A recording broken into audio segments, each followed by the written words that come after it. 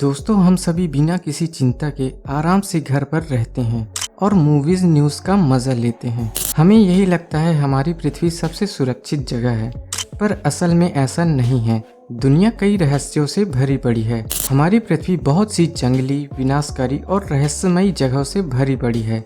Scientist ने इनके रहस्य को सुलझाने की कोशिश की। कई में साइंटिस्ट कामयाब हुए और कई रहस्य आज भी अनसुलझे हैं। इसी को देखते हुए हमने आपके लिए पृथ्वी पर मौजूद सबसे खतरनाक और रहस्यमयी जगहों की सूची तैयार की है। तो दोस्तों, वीडियो को लास्ट तक जरूर देखना, क्योंकि ये ऐसी जगह हैं जहां लोग जाते तो हैं मगर लौटकर वापस नहीं आते।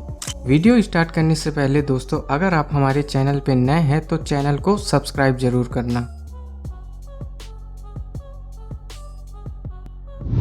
वैली ऑफ डेथ, रसिया। पूर्वी रूस में स्थित वैली ऑफ डेथ को जानवरों का कब्रिस्तान भी कहा जाता है। इस घाटी की उत्पत्ति आज भी एक अनसुलझी रहस्य बनी हुई है। यह क्रोनोट्स्की रिजर्व के क्षेत्र में किपनिच वोल्केनो में स्थित है। क्रोनोट्स्की रिजर्व को 1934 में बनाया गया था, लेकिन इसके कुछ हिस्से काफी समय तक अनएक्सप्लोर्ड थे। कुछ समय बाद क्लिम्बर्स की एक टीम किपनिच वोल्केनो की ओर बढ़ रही थी। वहां उन्होंने ये वैली देखी। वैली को देखकर सभी हैरान हो गए, क्योंकि वहां ना घास थी और ना ही पेड़ पौधे। पूरा एरिया जानवरों की बॉडीज से भरा पड़ा था और ये बॉडीज डिकम्पोज नहीं हुई थी। वे सभी घबरा गए और वहां से निकल जाने का फैसला लिया। तभी से इस घाटी की खोज होना शुरू हुई। पहले कई वर्षों के दौरान बायोलॉजिस्ट ने 200 से ज्यादा जानवरों के शव कलेक्ट किए, जिसमें 80 इंसानों के शव थे। खोज के दौरान कई साइंटिस्ट भी बीमार पड़े। अंत में वोल्केनो एक्सपर्ट इस रहस्य को समझने में कामयाब रहे। उन्होंने बताया कि वोल्केनो से निकलने वाली जहरीली गैसों की हाई कंसंट्रेशन के कारण यह जमीन सभी लिविंग थिंग को नुकसान पहुंचा रही थी। ये जहरीली gas hydrogen sulphide, carbon dioxide, carbon sulphur और अन्य जहरीले धुएं का मिश्रण है और क्षेत्र में सल्फर की मोटी परत के कारण जानवरों की बॉडीज डिकम्पोज नहीं हुई। इन्हीं जहरीली गैसों के कारण लोगों के लिए वैली को बंद कर दिया गया। रामरी आइलैंड। रामरी आइलैंड का नाम Guinness book of world record में एक ऐसी जगह के रूप में दर्ज है जहां के जानवरों ने इंसानों को सबसे ज्यादा नुकसान पहुंचाया है। इस आइलैंड पर मलेरिया फैलाने वाले मच्छर, जहरीले बिच्छू और अनेक प्रजाति के सांप पाए जाते हैं। इन सभी के साथ साथ इस आइलैंड पर मगरमच्छ भारी संख्या में मौजूद हैं।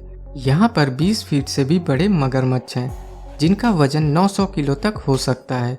इसीलिए इन्हें यहाँ का राजा कहा जाता है। दूसरे विश्व युद्ध की समाप्ति के दौरान जापानी सैनिकों ने रामरी आइलैंड पर कब्जा करके अपना कैंप बना रखा था। ब्रिटिश सैनिकों के हमले के वक्त जापानी सैनिकों ने काफ़ी समय तक मुकाबला किया, लेकिन आखिर में वे पस्त पड़ने लगे। उसके बाद जापानी सैनिक आइलैंड के अंदर वाले हिस्सों में चले गए और वहाँ के जानवरों का शिकार बन गए। इस आइलैंड से 1000 जापानी सैनिकों में से केवल 20 सैनिक ही जान बचाकर निकल पाए थे और आज भी इस आइलैंड पर मगरमच्छ का शिकार होने वाले इंसानों की खबर हमें मिलती रहती है।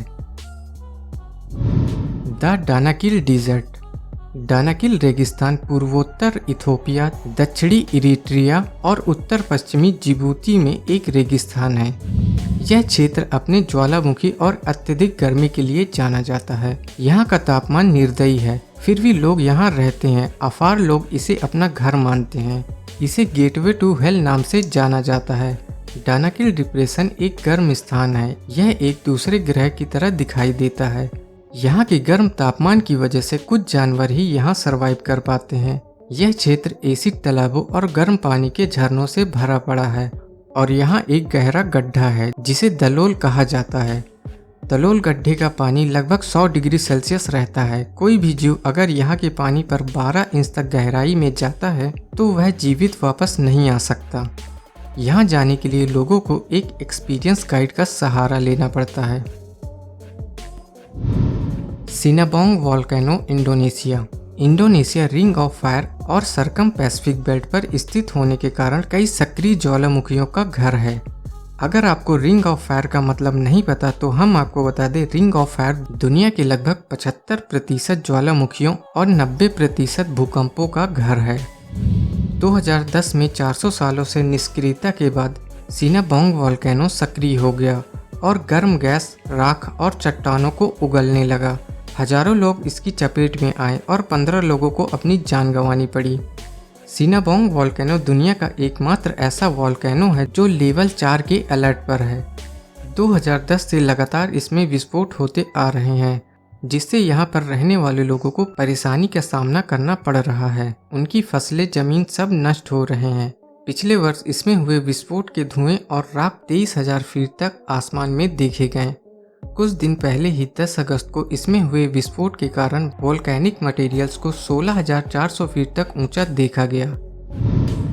स्नेक आइलैंड इल्हा दा क्यूमाटा ग्रांडे, जिसे स्नेक आइलैंड नाम से भी जाना जाता है, अटलांटिक महासागर में ब्राजील के तट से दूर एक द्वीप है। यह आकार में छोटा है। दूर से देखने में यह आइलैंड काफ़ी खूबसूरत लगता है।